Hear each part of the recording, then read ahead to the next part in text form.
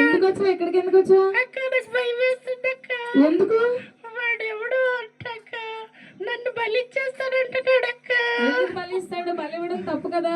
అవునక్క, ఆడు ఎందుకు ఇస్తాడంటాడో తెలియట్లేదు. అవునా? ఒకసారి మేము నన్ను వెంటలు పడి మరీ మాట్లాడతాము. కొడుతున్నాడక్క. అక్క మరి మా తాత ముత్తాతలు చెప్పారక్క, గొర్రెల కాపరిగా ఉన్న వాళ్ళు ఏసీ చూడ్డానికి వెళ్ళారంట. అప్పుడు నేను అడిగాను, తాత మీకు భయమే లేదా అని అడిగాను.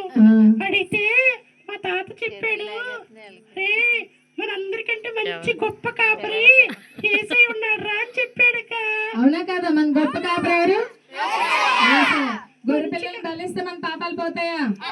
మన పాపాల నిమిత్తమే యేసు ప్రభు వారు శిలువలో మరణించిన వాళ్ళు ఏమవుతారు? తిరిగి లెగుస్తారా? అక్క నేను మరణించాను అనుకోండి, మళ్ళీ లెగలేను కదా.